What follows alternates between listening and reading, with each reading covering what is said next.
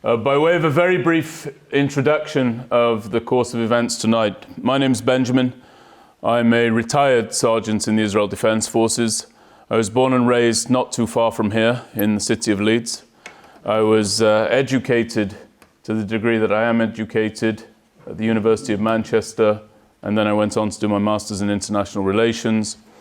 I volunteered for service in the Israel Defense Forces, and I served there as a heavy machine gunner in the Second Lebanon War of 2006, Operation Pillar of Defense in 2012, and Operation Protective Edge in 2014.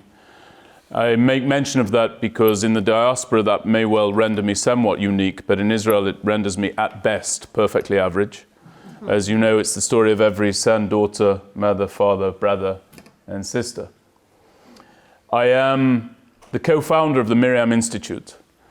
The Miriam Institute does not typically deal in bringing delegations to the United Kingdom, but we're here because the families of those who have been kidnapped, who are being cynically held for ransom by the Hamas terror organization inside the Gaza Strip, are in need of help beyond the borders of the States of Israel. And that's the reason that we are gathered here tonight. During the course of our time here in the UK, we've met with politicians, members of the Houses of Lords, influencers, media, and today has been nothing short of a media blitz, and our guests are tired, and quite frankly, and I mean this with the uppermost seriousness, of course you have speakers tonight who wish to be anywhere but here, wish to be under any circumstance but the one which is upon them. And so I ask you all to listen to them carefully, and then to be informed by their words when it comes to asking them questions. And I merely want to say the following few points. First of all, many people have been asking what they can concretely do. Two things that you can do is make a purchase of one of the bracelets that identifies you as a supporter of the hostages who are being held. Those bracelets cost £5. You can speak to Rosita, she has them here, and they go to the work of the hostages organization. The second is to make a purchase of a necklace with a dog tag on it. I see one of the gentlemen here has one. Those cost £10, and they go to the work of the hostage families. Rosita has those with her. You can speak to her afterwards. Beyond that,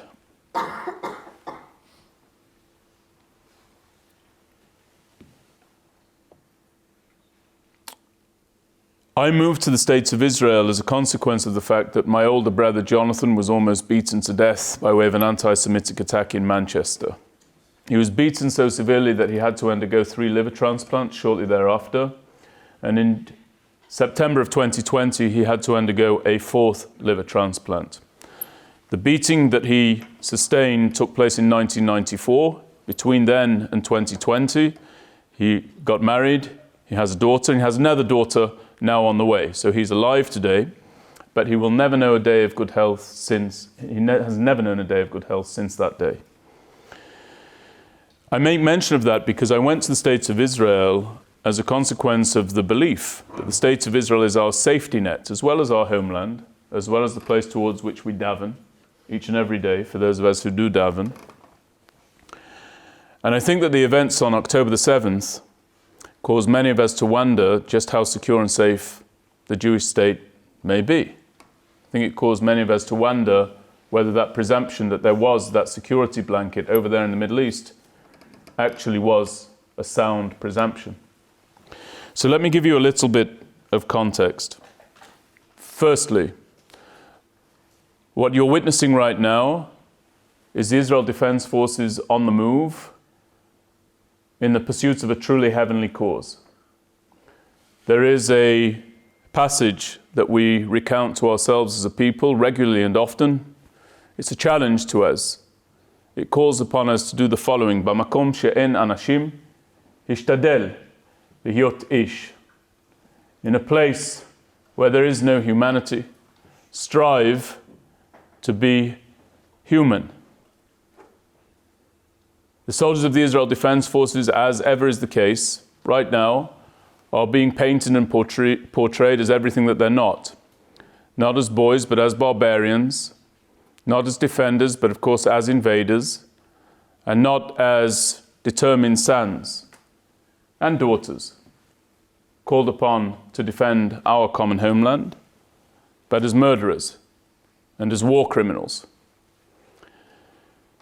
And you will see that when all of the investigations conclude into our actions by international organizations, they will not land a single glove on any member of the Israel Defense Forces, because having made that walk several times into war, I can tell you that the morality, the clarity, the standards by which we operate are three things to which all of you can cleave with the uppermost pride. What we're actually watching our soldiers doing is marching as angels, malachim, into places where humans typically dare not tread. They are marching into a place that to this point has been ruled over by nothing short of demons, and those demons need to be destroyed, they need to be eliminated, they need to be tackled, and the members of the Israel Defense Forces are capable of doing that.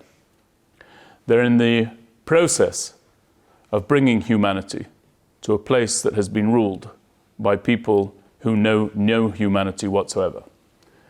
And the most profane example of that is the fact that they hold hostages. The fact that they abducted men, women, children, even unborn children. The fact that they now play this sinister game of drip feeding us, those who are entitled to their liberty and their lives, is all testament to the monstrosity that is Hamas. With us today are three individuals. Unfortunately, we weren't able to bring everybody that we hoped would be here, because being in the United Kingdom, speaking as they have been doing, is tremendously, tremendously straining upon everybody from whom you will hear tonight and those who are unable to attend. But those who are here are going to be representing two individuals. The first, at the far end, is Aviram. Aviram Meir is the uncle of Almog Meir. Almog Meir Jan was kidnapped on October the 7th. He was abducted by Hamas. He was filmed in captivity by Hamas, bound and beaten by Hamas in a video that they then broadcast and that has been viewed many, many times by Almog's mother and by Aviram. Which, of course, is rather a distinction from the actions of the Nazis, who oftentimes tried to hide their crimes, as history has taught us. Here you have a terror organization that not only commits these crimes, but boasts about it, films it, and broadcasts it. Featured in that same video is Evyatar David.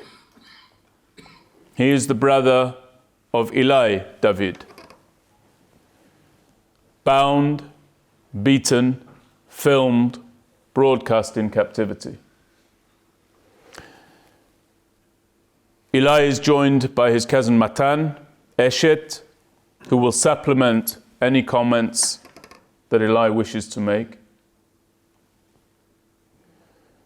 But the reason that they're here is that we are now increasingly fearful that men, in the case of Evyatar, 22 years of age, or in the case of Almog, 21 years of age, will not be released during any deal done between Hamas and the State of Israel. Because Hamas seeks to portray every man of age as a soldier, technically, in the Israel Defense Forces, which is, of course, complete nonsense.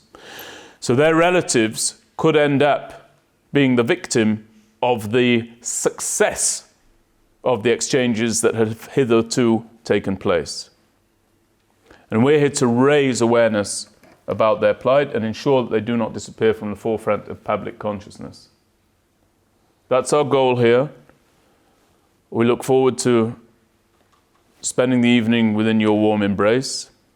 We do not want the conversation to descend into political discussion or discourse, but we do yet want to achieve that rarest of things, a candid conversation among a united Jewish people. And so with that, I want to reiterate my thanks, my deepest, deepest appreciation. And with your permission, Aviram, I will begin with you, and you can tell us about Almog. We have videos. And Rabbi, would you like to screen the video of Almog? Please watch the videos so that you'll understand the human beings, the Jewish men who are missing.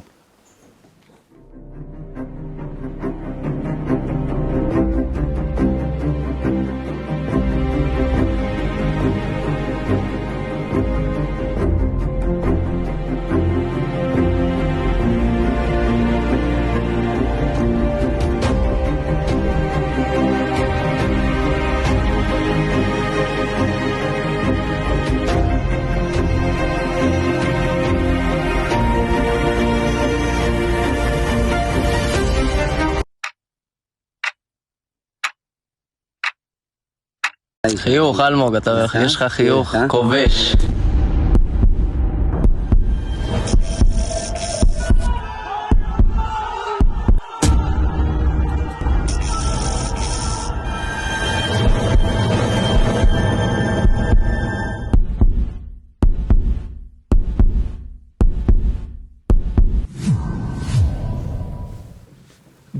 Good evening, everyone. My name is Aviram Meir. I'm uncle of Almog. I'm sorry that my sister isn't here. She's just exhausted. We came yesterday to London, and I think we made today about 10, 12 interviews. So she's exhausted, and the last almost 2 months that we are staying in this position of that called the hostage family. It's a long mental process, and she's just tired. She just arrived the edge of the day, so she had to rest. Almog is 21 years old, is a very energetic guy, loves to travel, loves to dance, loves to be with his friends, loves to do lots of tricks. All the time he's having a smile on his face, like you see in these pictures. And he's, let's say, it's a regular guy who's finished the army, had temporary jobs in during a time that he looked for his first serious position. And on the 8th of October, he had to start his first position in a high-tech company in Tel Aviv, and he was looking for it. So 2 days before, he went to a festival. The festival is very famous, and to buy the ticket, it's very expensive. It's about £100, which is expensive for a festival or for a party. So he bought it. He was anxious to go to the party, and on the Friday night of the 6th of October, he left the house at about 11 o'clock. The party took place, as you know, in the south, so it's about 2 hours drive. And he went with his friend, with Tomer, and they went to party. I called it end of summer party. And they partied already. By the way, they were there in the festival, about 4 DJs, and the climax of the party is the part at the sunrise, This is the climax, and it was a kind of other climax that they expected. The story from our point of view starts at 7:45 in the morning, while Orit, my sister, got a phone from Almog. He said that the party is over, they are shooting everywhere, there are missiles, he's hiding. He's going to call her every half an hour, and he loves her. By the way, he called her Mom. He never calls her Mom. He calls her usually Mamo. This is the nickname. And guy in the age of 21 who says to his mother, I love you, something is strange. So Orit opened the television and saw that the problematic situation, tragic situation. We didn't understand that time that it's tragic. We thought it's a missile or something like this. We didn't know the size of the tragedy. And she and her daughter published a message in the social media that says, Almog went to Nova Festival, who knows something about him? 4 hours later, they got from a friend of Almog a video clip, that part of it you saw. And in this video clip, we saw 5 guys, one of them for sure was Almog. 5 guys that they are not friends, we didn't know them then. And they lied on a dirty floor in a room. Some of them got beaten, some of them was tied. And Almog was there for sure. We recognized him. Eli's brother was in this clip also. That time we didn't know the families of these guys, and now we are a united family with those 5 families. Anyhow, afterwards we got a telephone from the parents of Tomer, and they told us that Tomer called them, so we knew that after Almog called his mother, he entered the car with the 2 girls, sisters, and they tried to escape from the festival with the car. There was a traffic jam in this road or in this parking lot, and the bullets of the Hamas got them, and they had to escape from the car. The 2 sisters ran away while they were talking with their father. They talked with him 1 hour and a half, and in the end of the conversation, their father heard the murderers coming, murder them, and he heard the last breath of those sisters. Tomer called his parents, and afterwards have been found and have been murdered.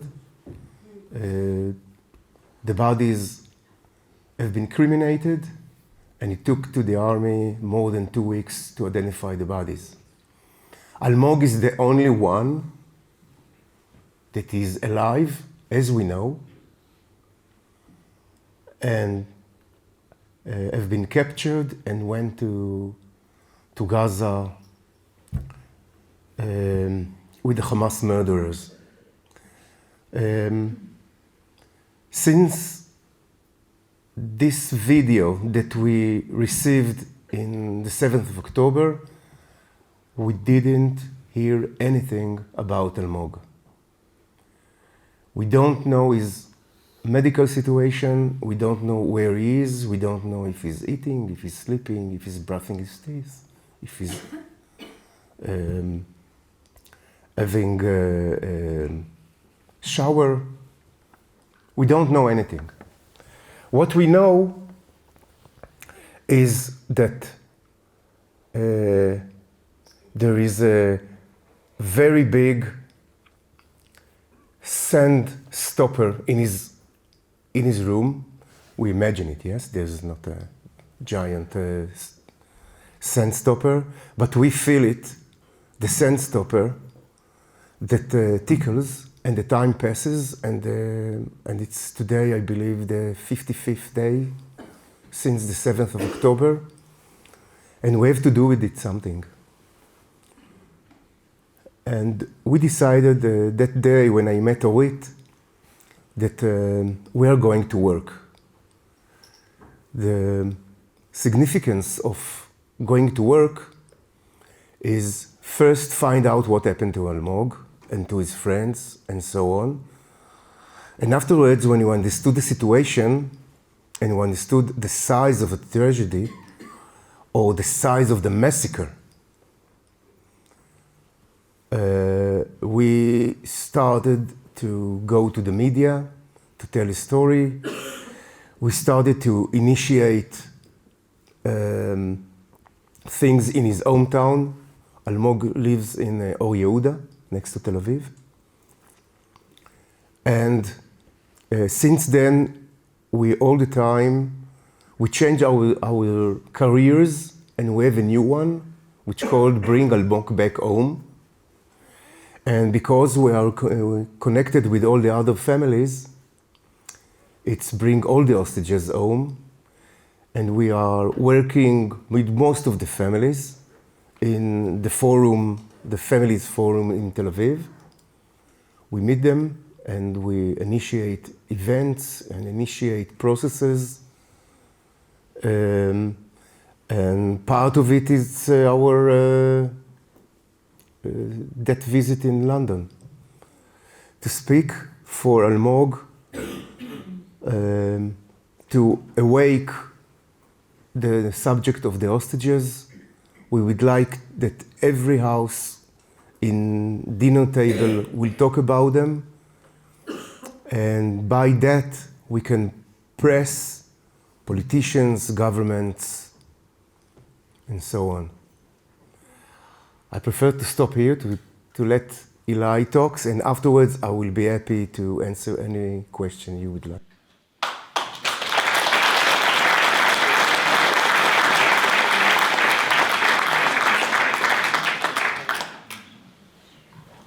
So you'll excuse me. Rabbi, do we have the video of Evyatar, please? This is Evyatar, kidnapped by Hamas and held captive on Gaza Strip. Evyatar is 2 years old from Kfar Saba. He is young and gentle, always surrounded by his friends. He works as a shift manager on a coffee house. He loves music, especially rock, and he is a talented guitarist.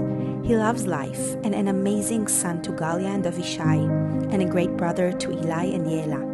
On Saturday, October 7th, Evyatar just wanted to celebrate life with 4 of his friends at the Nova party. He risked his life by helping others escape while he was surrounded by Hamas terrorists and found himself in hell. Please help us bring Evyatar back home.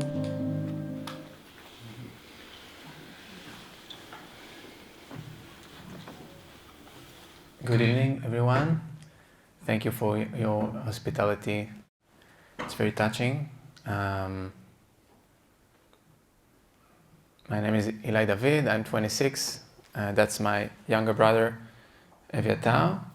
And I'm very tired, so you'll excuse me. I'll let my cousin Matan do the most of the talkings.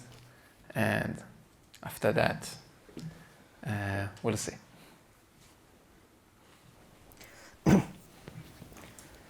Hey, my name is Matan. I'm Iilly's and Evyatar's cousin. I'm also 26.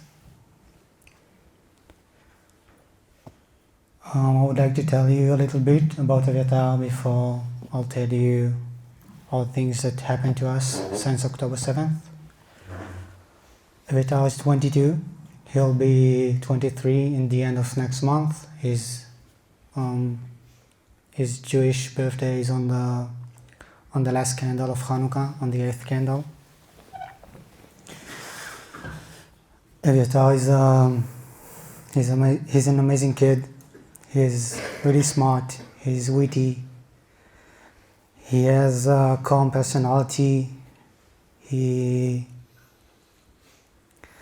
He's a great son to his mom and to his dad. He's a great older brother to his younger sister, who is 18 years old. Evyatar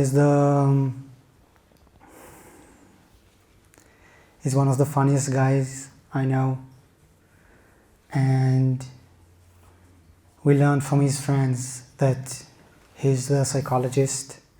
He's the person you want to talk to whenever something happens, when something good happened, when something bad happened, when you want to make any decision.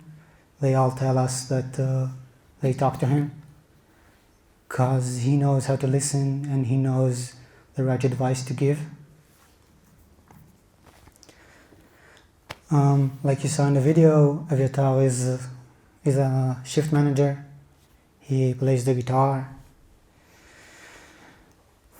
He hasn't decided what he wants to do, but he's probably going to study to learn how to be a music producer when he gets older, when he comes back. Our story starts on October 7th, on 6:30 in the morning. Like almost every citizen in Israel, we woke up to the sirens. Evyatar's mom texted him because she knew he went to a party in the south, and she asked him, "How is he? I know there's a shooting and bombing over there." He told her the party is over. They're blowing up the party. They're blowing up the party, right? That's what he wrote down. We thought it's a saying in Hebrew, so we thought, okay, they are shutting it down. After that, we had a message that he told us he's going to the car. That was the last time we heard from him. Evyatar went with 4 friends to the Nova Festival. 2 of them were murdered in the party. One of his friends from kindergarten, one of his best friends, his name is Guy, he's also being held hostage. And one of his friends actually managed to survive the party while helping others.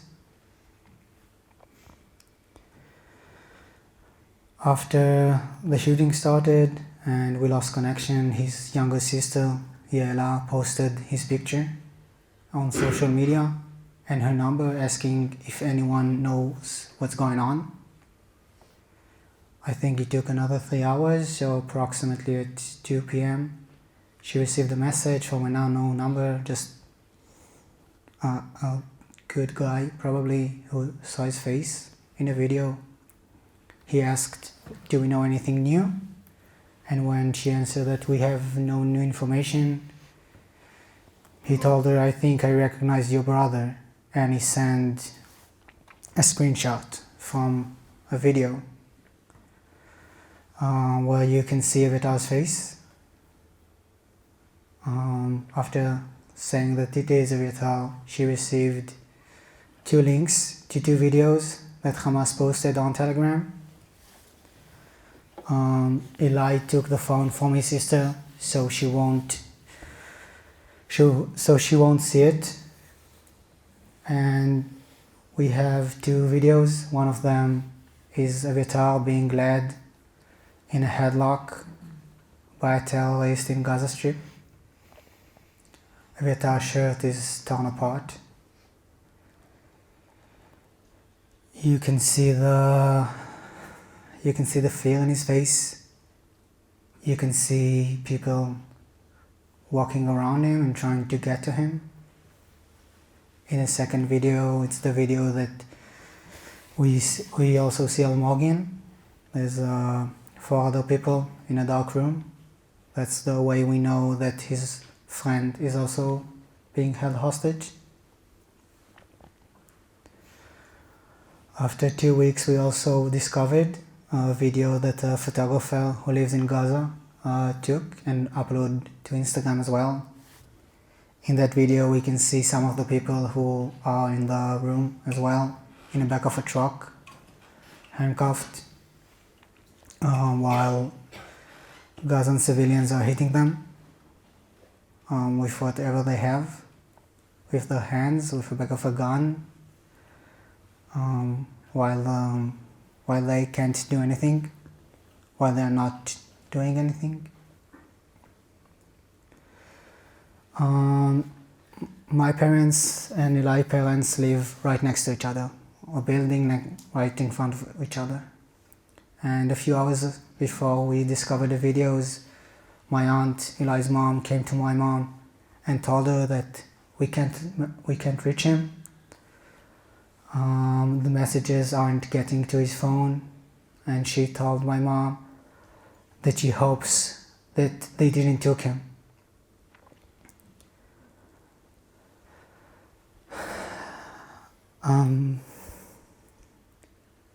After a few hours, when we discovered it, we all came to the home.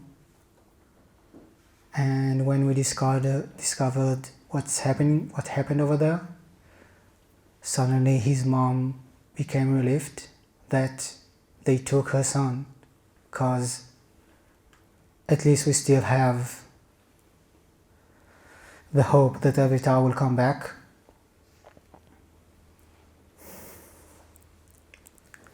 It took us another 2 days after basically all of my family moved over to Iilly's family's home, and it took us another 2 days until their younger sister decided we can't sit at home. This is not a possibility.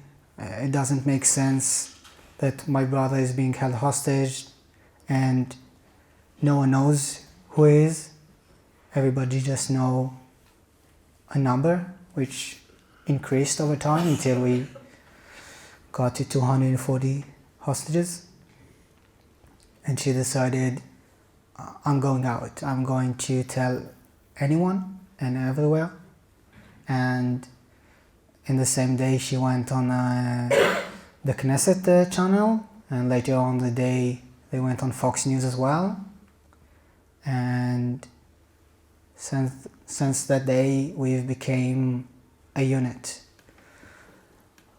And we have a mission.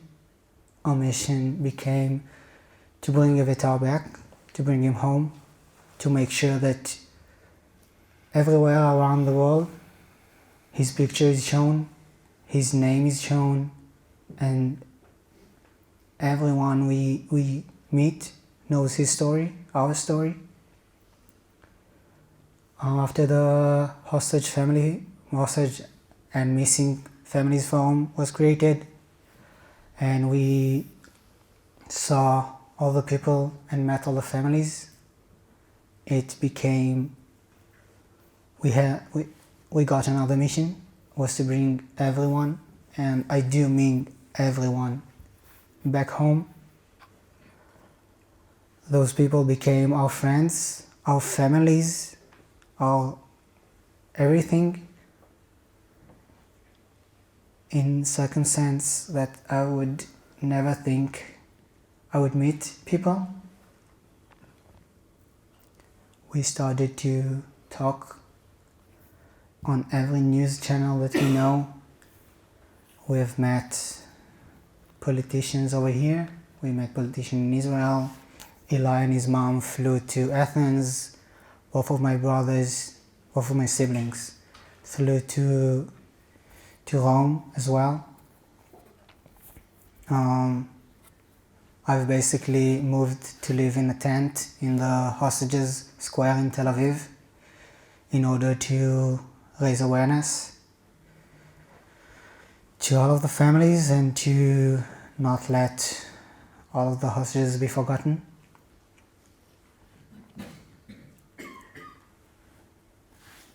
When the deal started in the first day, two of the grandmas who got released are two grandmas of people that became families to us, and I think it felt a bit crazy that I sat at home and I read two names and I just started crying because I know the people who got their families back. But right now, for us, the fight isn't over. No man over the age of 18 has came back. There are more than 100 men, husbands, sons, dads, grandpas, grandkids as well, that are still being held over there. We have no information about them.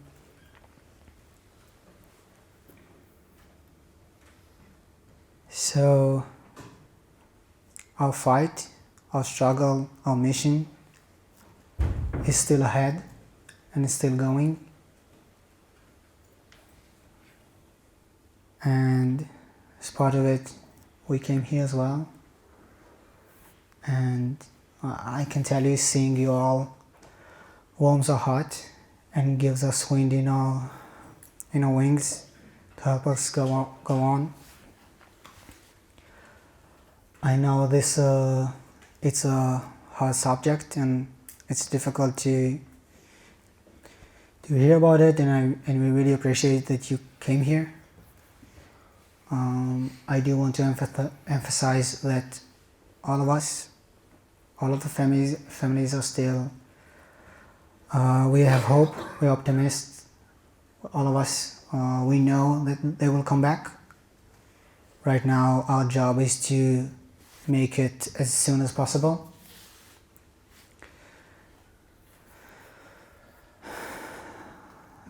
And I think I'll stop now and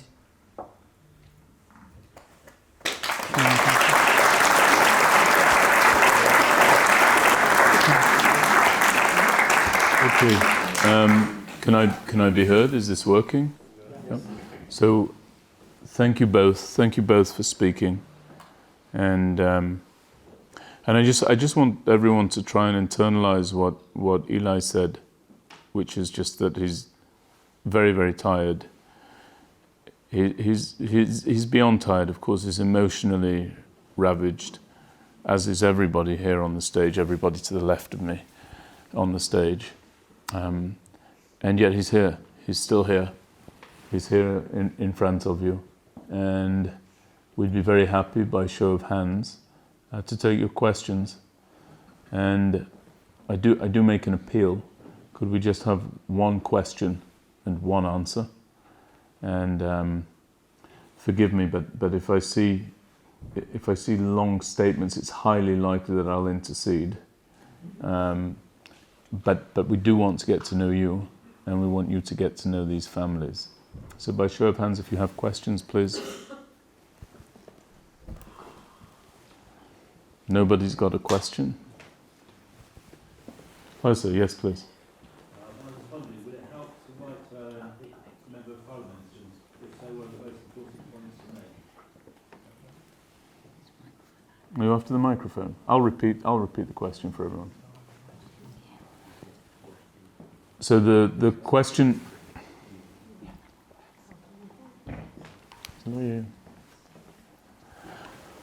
The question was asked: is it important to write to members of parliament? Is that correct, sir? What are the most important points to make? And what are the most important points to make? Okay, so would you like to answer that, Iily, or do you want? Please. The question is it important to write to members of parliament, members of the parliament? And if so, what points do you want them to make? Yeah. So basically, the main points are that we know nothing about our loved ones for more than 50 days. We don't know about their well-being. We heard stories of abductees that got back, and the stories are very different, and all of them are telling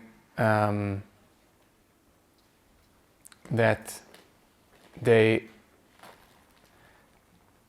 had very basic conditions. So we can only imagine what's going on with the man being held down there. So that's one thing, to know what's going on with them, to imply pressure on the UN, on the Red Cross, to do anything it takes, because if they have the will, there must be a way to get to them. And the other one is to keep injecting energy to that subject of releasing those hostages, and not forgetting them, because they are men. Because as we said before, they're family. And their fathers and grandfathers and brothers and sons.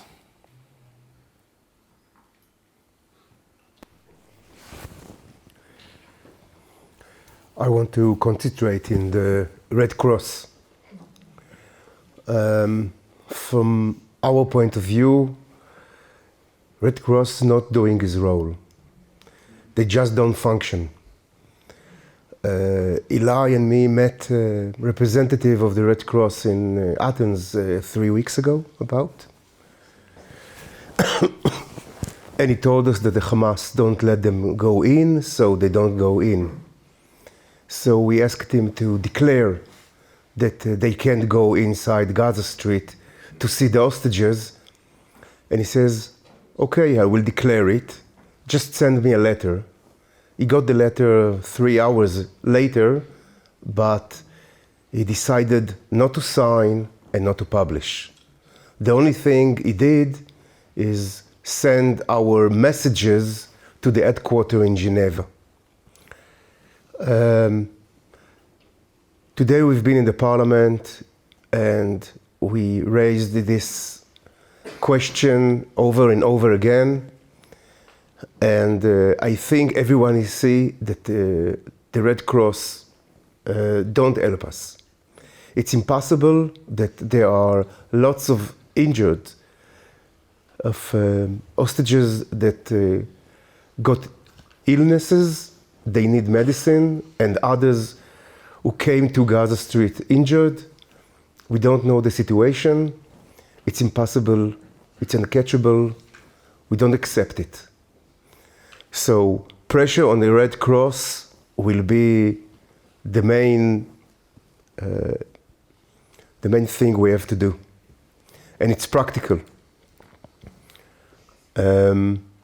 Another institute that is not functioning, as I see it at least, it's the UN. What do we need him for? So, but UK is part of the consulate, Security Council. So it's very important for you to write to your parliament members and tell him your opinion about what's going on in the UN or not going on in the UN. So UK have a lot of power there. So it's another thing that you can do. The last thing you can do, as I understand, every kidnapped have an Instagram page or Facebook page. In the case of Almog, it's called Return Almog, and everything we do, every interview, every event, everyone who talk about Almog we publish there. So, and all the hostages have their own pages. The family forum have his own website. Enter those pages, enter the websites of the hostages, publish it. Make your family talk about it. Make your business associates talk about it. Make everybody talk about it. We need them to be at home as soon as possible. We need them for starting a tikkun in Israel. First, we have Pidyon Shvuim, and now, when the deals are on, and personally I understand the prices that we are going to pay for the murderers that the government release for the hostages, and it's very hard to me to see the names or the actions that those murderers did and go back smiling to the West Bank, not to Gaza Street. For me, it's very difficult. But I see all the time, Pidyon Shvuim, Pidyon Shvuim. It's the most important mitzvah that we have. So from my point of view, it's worth it, because they have to come back home. When they come back home, we'll start the tikkun. We'll start to rebuild Israel. And I know that we will do it. We are going to stay there and we're going to build it, and we'll make it better than it was, or better than it is. But first, it's like the foundation stone that we have to bring them as we need them to start the process. So, publishing is what we can do.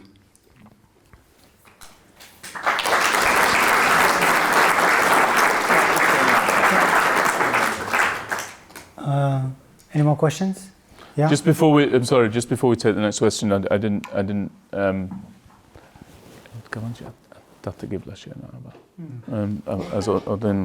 just want to sharpen up a couple of very quick points with regards to this question, and I'm going to ask for pointed answers from our family members as well, because I want to get to some more questions. The first thing is, thank you, Sophia, for asking whether or not people should write to MPs. I'm not saying this to put you on the spot. I don't know you. I don't know your level of activism, but I will say this to you as one individual from the same starting point as most of you here in this room, namely Anglo Jewry. If you haven't written to your members of parliament so far, you are in absolute dereliction of your duty, and you will have no recourse to wonder whatever you could have done in the midst of these troubles. You live in a wonderful, vibrant democracy. We have visited with members of parliament in the government and members of parliament in the opposition today, and they have expressed their profound support for the return of all of the hostages, including the men. In the United States, which is where I apply my work generally, when an elected member of the House of Representatives, the Congress, receives a letter from a constituent, they assume that that is reflective of the opinion of about 100,000 voters. Now, I don't know how that prorates here in the UK, but letters are important, and I thank you for raising it. Secondly,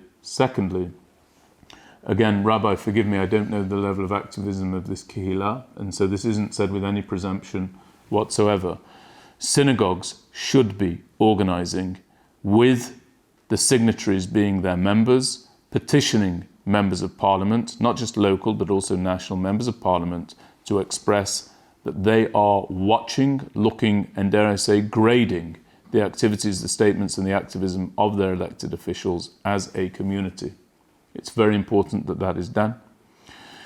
And the other thing is, be very, very wary of any notion that any organization is doing this on your behalf. The people who are at this stage have a government. That government is in the midst of prosecuting a war. That government is also in the midst of working to bring home the hostages, but at no point have they rested from the work. Again, as the saying says, it's not for us to complete the task at hand, but nor do we have any right to desist from the toil. And if you haven't started the toil yet, you must begin now, and this night should be the genesis of that. We'll take a second question. Thank you. We'll take a second question, if I may. Anyone has one? Yes, sir. Hi, about the Red Cross. So I'm Israeli, as you may know, and when I heard about the ceasefire deal with Hamas, I heard Benjamin Netanyahu talks about the ability of the Red Cross, after the deal is done, to go and visit the hostages. And then the Red Cross said that they didn't hear about anything of that. So, do you have any inside information about that? Do you want to take that question? That you can say, obviously. Do you want to take that question, or who wants to take it? It's a very short answer. The answer is quite short. We have no information. No inside information, no extra information. Most of the information is what is out to the public. Like, we have maybe 2 more sentences so far in 54 days, but nothing about the Red Cross, unfortunately. Other questions? Yes, sir.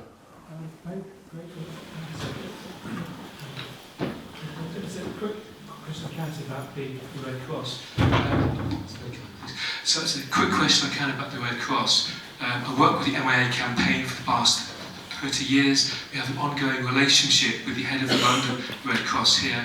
Very much like to invite you to a face-to-face meeting with them. The situation with the Red Cross is interesting, it's challenging. There may be unexpected opportunities, but the best way forward, I think, is really to say if you can go face-to-face with them in a private meeting. That's okay with you. Thank you very much. So you're saying that you would arrange a face-to-face meeting with the head of the Red Cross? Certainly. Yes. So we have. Firstly, I want to thank you profoundly for that. We would take that meeting. We have a meeting scheduled with them for tomorrow at 1 p.m. I don't want to read out the names of the people, but you are exactly emblematic of what we're seeking here. You may be wondering what we really want here. Right?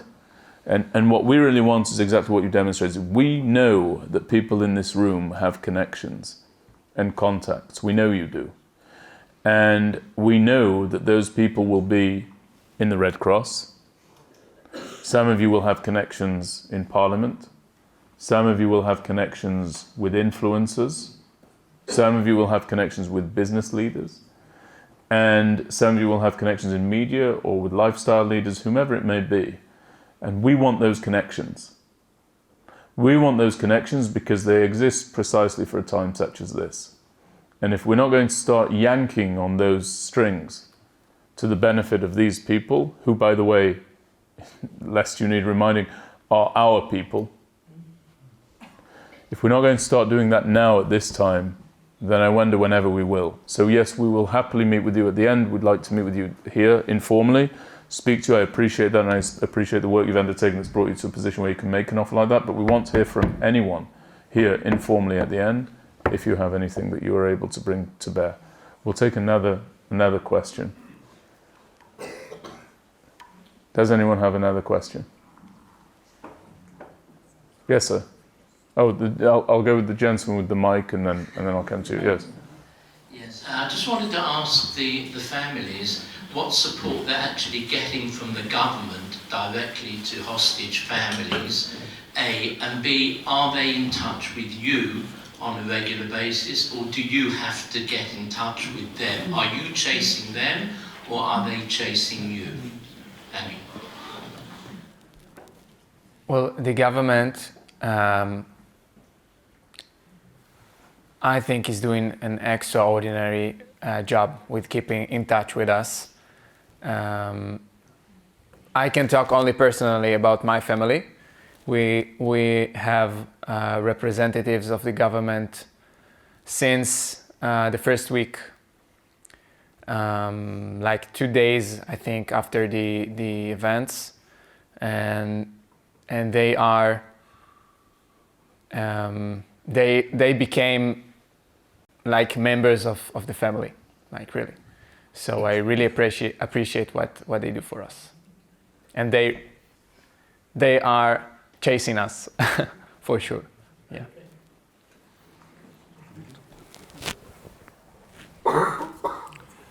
I agree with Iily. We also have a wonderful representative. She's retired from the army. She's a lieutenant colonel, and she's really take care of us in, let's say, in all our needs in the governmental offices.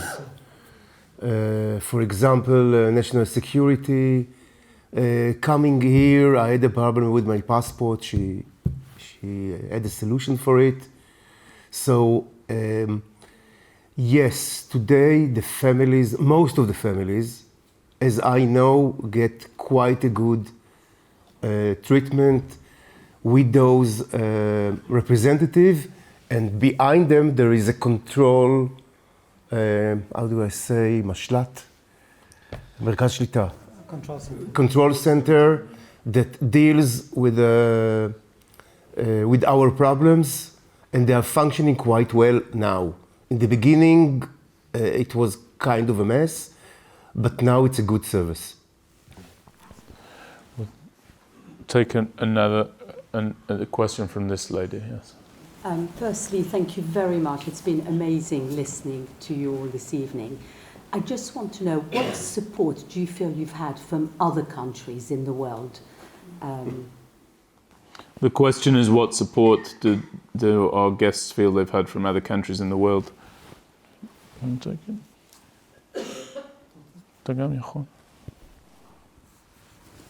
So I'm not sure if you mean governments or people. I think just generally people. So in general, people, I guess you saw and maybe heard about the posters, the kidnapped posters. So they started in New York by people who are artists mostly.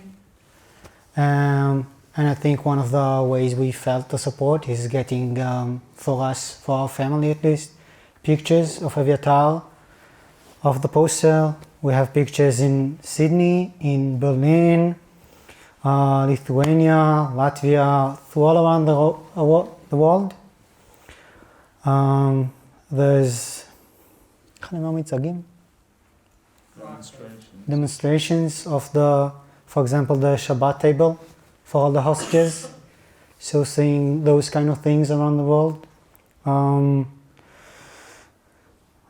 it gives us some strength. Seeing protests, pro-Israeli protests, seeing some politicians talking about our situation. I remember one news channel in, I think, Italy did all of the news with all of the pictures of all of the hostages in the background.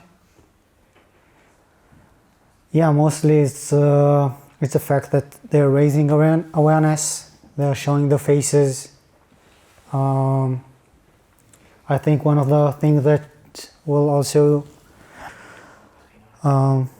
would be good to see is, let's say, for your local MPs, talking about our loved ones, for example, talking in your synagogues, in your meeting, in your walk, making the hostages people again, because they became numbers at first, then they became pictures.